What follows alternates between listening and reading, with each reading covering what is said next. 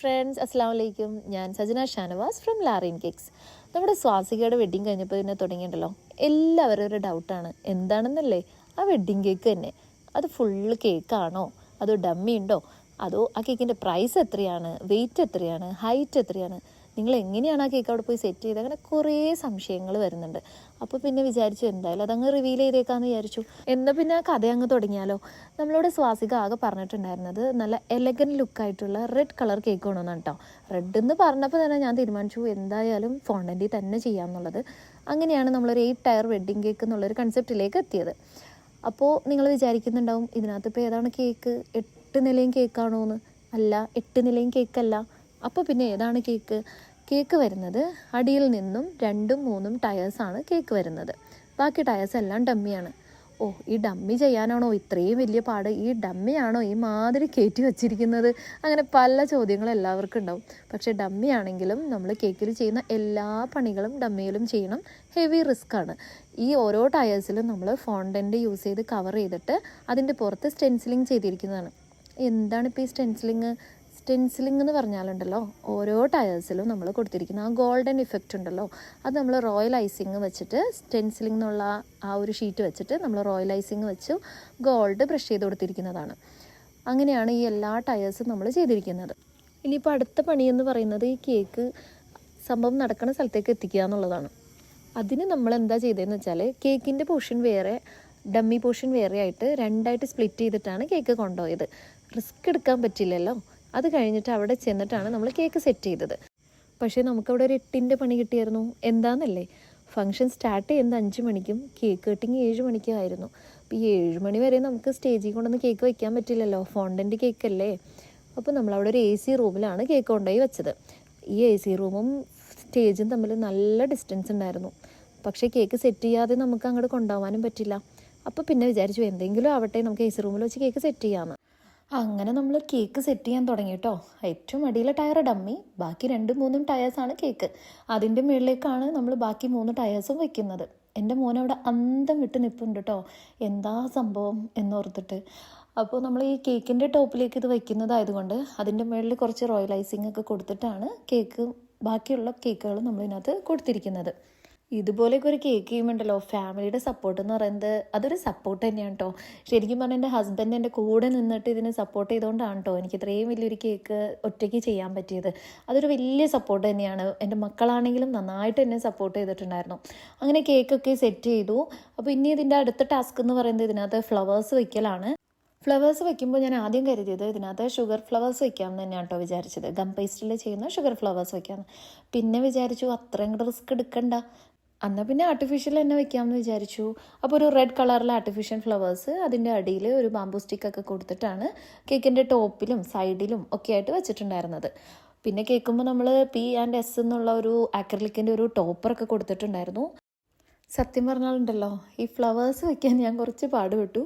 കാരണം കേക്കിന് ഇത്രയും ഹൈറ്റ് ഉള്ളത് കൊണ്ട് നമ്മളൊരു കസേരയൊക്കെ ഇട്ട് കയറിയിട്ടാണ് കേട്ടോ ഫ്ലവേഴ്സൊക്കെ വെച്ചത്.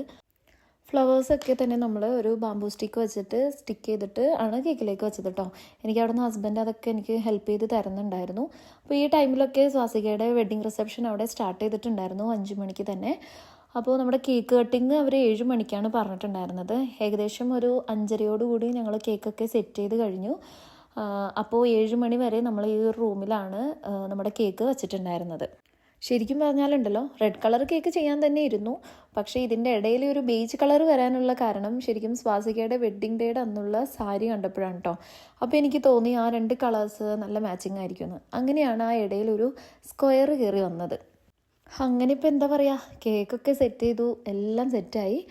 ഞങ്ങൾ പോയി നിന്ന് സ്വാസികയുടെ വെഡ്ഡിങ്ങിൻ്റെ റിസപ്ഷനൊക്കെ കണ്ടു. ഒരേ സെലിബ്രിറ്റീസ് വരുന്നുണ്ടായിരുന്നു. അങ്ങനെ 7 മണി ആവാറായപ്പോഴത്തേക്കും കേക്ക് എടുത്തോന്ന് അവിടെ നിന്ന് ഒരു വിളി വന്നു. അപ്പോൾ തുടങ്ങി നമ്മുടെ ടെൻഷൻ. കാരണം ഈ കേക്ക് ഇരിക്കുന്നത് ഒരു AC റൂമിലും ഫംഗ്ഷൻ നടക്കുന്നത് ഓപ്പൺ എയറിൽ കുറച്ച് ദൂരെയാണ് കേട്ടോ. അപ്പോൾ നമുക്ക് ഇവിടെ നിന്ന് ഈ ഒരു കേക്ക് ഇങ്ങനെ കൊണ്ടുപോകുന്നത് വളരെ റിസ്ക്കാണ്. റിസ്ക് എന്ന് പറഞ്ഞാൽ നല്ല റിസ്ക്കാണ്. അപ്പോൾ ആ ഒരു കാര്യത്തിലായിരുന്നു എനിക്ക് ഏറ്റവും കൂടുതൽ ടെൻഷൻ. എൻ്റെ ഫേസ് കണ്ടാൽ തന്നെ അറിയാം. കാരണം ഇത്രയും ഹൈറ്റുള്ളൊരു കേക്ക്, അത്യാവശ്യം നല്ല വെയിറ്റുള്ളൊരു കേക്ക് ഇവിടെ നിന്ന് 2 പേര് കൂടിയിട്ട് പിടിച്ച് അവിടം വരെയും കൊണ്ടുപോവുക എന്ന് പറയുന്നത് ഹെവി റിസ്ക്കാണ്. പക്ഷേ നമുക്ക് വേറൊരു ഓപ്ഷൻ അവിടെ ഇല്ല. അങ്ങനെ തന്നെ കൊണ്ടുപോകാൻ പറ്റുന്നുണ്ടായിരുന്നുള്ളൂ. വേറെ 2-3 പേര് കൂടി പിടിക്കാനും ഒന്നും അത് പറ്റില്ല, ഇങ്ങനെയുള്ളൊരു കേക്ക് ആയതുകൊണ്ട്. പക്ഷെ അത് എൻ്റെ ഹസ്ബൻഡും എൻ്റെ ബ്രദറും കൂടി അത് നന്നായിട്ട് തന്നെ കൊണ്ടുപോയി അങ്ങനെ സ്റ്റേജിൽ കൊണ്ടുവന്നു. ആ ഒരു ടൈമിലാണ് സ്വാസിക അറിയുന്നത് ഇത്രയും വലിയൊരു കേക്കാണ് നമ്മൾ ആൾക്ക് ചെയ്തതെന്നുള്ളത്. കാര്യം ഞങ്ങളോട് കേക്ക് നമ്മൾ ഡിസ്കഷനൊക്കെ നടന്നിട്ടുണ്ടെങ്കിലും ഇത്രയും ഹൈറ്റ് ഉണ്ടാകും, ഈ ഒരു കളറായിരിക്കും, ഇങ്ങനെയാണ് ഒരു കോമ്പിനേഷൻ ചെയ്തേക്കണം, ഇതൊന്നും ആൾക്കറിയില്ലായിരുന്നു. ആളെ നമ്മൾ കേക്ക് നേരത്തെ കാണിച്ചിട്ടൊന്നും ഉണ്ടായിരുന്നില്ല. അപ്പോൾ സ്റ്റേജിൽ വെച്ചിട്ടാണ് ഫസ്റ്റ് ടൈം കേക്ക് കാണുന്നത്. ഭയങ്കര ഹാപ്പിയായി. അത് കണ്ടപ്പോൾ നമ്മളും ഹാപ്പിയായി. എന്നോട് ഒരുപാട് പറഞ്ഞു, നല്ല രസമുണ്ട് കേക്ക് കാണാൻ, എനിക്ക് ഭയങ്കര ഇഷ്ടമായി. ഇത്രയും ഹൈറ്റുള്ളൊരു കേക്ക് ഞാൻ ലൈഫിൽ ആദ്യമായിട്ടാണ് കാണുന്നതെന്നൊക്കെ സ്റ്റേജിൽ നിന്ന് പറഞ്ഞിട്ടുണ്ടായിരുന്നു കേട്ടോ. നമുക്കത് ചെയ്തിരിക്കുന്നത് സജനത്തെയാണ് from Larin cakes. Thank you so much. ഇത്രയും ബ്യൂട്ടിഫുൾ ആയിട്ട് നിങ്ങൾ ഹാപ്പി അല്ലേ കേക്കില്? ഞാൻ ഭയങ്കര ഹാപ്പിയാണ്. ഇത്രയും വലിയൊരു കേക്ക് ഫസ്റ്റ് ടൈം ആട്ടോ ഞാൻ ഇത്രയും വലിയ കേക്ക് കട്ട് ചെയ്യുന്നതും കാണുന്നതും. അല്ലേ അല്ലേ? അതെ. പിന്നെ ഈ പറഞ്ഞ പോലെ ഈ റെഡ് കളർ, അതിലൊരു ബേജ് ഒക്കെ കോമ്പിനേഷൻ കാണാനും നല്ല ഭംഗിയുണ്ട്. Thank you Sajana sir. So ഇത് ചെയ്തിരിക്കുന്നത് once again സജനത്തെയാണ് from Larin cakes. കട്ടിയില് പറയാം പറയാം പറയാം പറയാം ധൃതി പിടിക്കരുത്.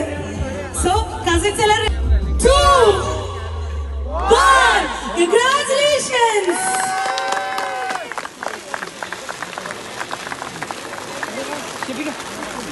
So once again ladies and അപ്പോൾ നമ്മളും ഭയങ്കര ഹാപ്പിയായി. അത്രയും നേരം നമ്മൾ എഫേർട്ട് എടുത്തതും ടെൻഷൻ അടിച്ചതും എല്ലാം ഇല്ലാണ്ടായി പോയ പോലെയായി.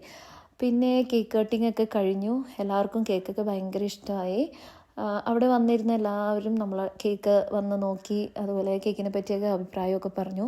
ഒരുപാട് സെലിബ്രിറ്റീസൊക്കെ ഉണ്ടായിരുന്നു കേട്ടോ. അവരെല്ലാവരും കേക്ക് നോക്കുകയും അഭിപ്രായങ്ങളൊക്കെ പറയുകയും ഒക്കെ ചെയ്തപ്പോൾ ഒരുപാട് സന്തോഷമായിട്ടോ. അപ്പോൾ ഇങ്ങനെയാണ് നമ്മൾ ഈ കേക്ക് ചെയ്തത്. അപ്പോൾ വീഡിയോ ഇഷ്ടമായാൽ ലൈക്ക് ചെയ്യുക. പിന്നെ എല്ലാവരും പറയണ ആ ഒരു ഡയലോഗ് തന്നെ, എന്താ, ലൈക്ക് ചെയ്യുക, സബ്സ്ക്രൈബ് ചെയ്യുക, ഷെയർ ചെയ്യുക. Okay, thank you for watching.